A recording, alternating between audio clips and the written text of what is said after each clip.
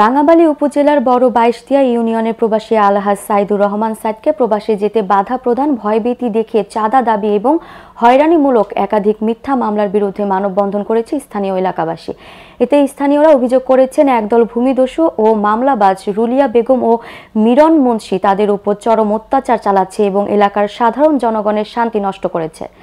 মানববন্ধনে অংশগ্রহণকারী স্থানীয়রা বলেন, রুলিয়া বেগম ও মিরন মুন্সির মতো দুষ্কৃতিকারীদের বিরুদ্ধে কঠোর ব্যবস্থা গ্রহণ করার জন্য প্রশাসনের প্রতি আহ্বান জানায়। অভিযোগকারীরা বলেন, রুলিয়া বেগম এবং মিরন মুন্সি সেই স্থানীয় ব্যক্তির ভূমি দখল করতে চেষ্টা করেছে এবং তাদেরকে বিভিন্ন মামলায় ফাঁসানোর মাধ্যমে হয়রানি করছে। স্থানীয় বাসিন্দারা তাদের নিরাপত্তা নিয়ে উদ্বিগ্ন এবং প্রশাসনের দ্রুত হস্তক্ষেপ কামনা করছে। এলাকাবাসী আশা করছে প্রশাসন তাদের সমস্যা সমাধানে দ্রুত উদ্যোগ নেবে। কি ধরনের এটা গ্রাম্য সে জানে। আপন চাচা সাইদ ওদের ভালো না মন্দ না তারও সে দোষারোপ। সাইদুর রহমান সাইদ দীর্ঘ 17 বছর প্রবাসী ছিলাম।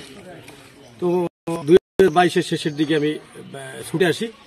ছুটিতে আসার পরে যখন আমার পৈতৃক সম্পত্তির হিসাব দাবি করি, তখন থেকে আমার উপর বিভিন্ন নির্যাতন শুরু করেছে। অনেক আওয়ামী স্বৈরাচারের দোষর ছিল, এদের সাথে সহযোগিতা করছে এবং আমার ওগুলা সম্পূর্ণ আমি আইনিভাবে ব্যর্থ হই। ব্যর্থ হওয়ার পরে আমি আল্লাহর উপর ভরসা ছাড়া আর কোনো আমার আর সম্বল ছিল না, অপশন ছিল না। তো শেষ সময় কিছুদিন আগে ঘটনা, একটা মেয়েলি ব্যাপারে তারা হীন চরিত্র কাজের জন্য তারা একটা ঘটনা ঘটাইছে। সেখানেও আমার মিথ্যা দোষারোপ করিয়া বুঝলেন আমার এইভাবে বিভিন্নভাবে মানহানি এবং বেইজ্জতি করতেছে।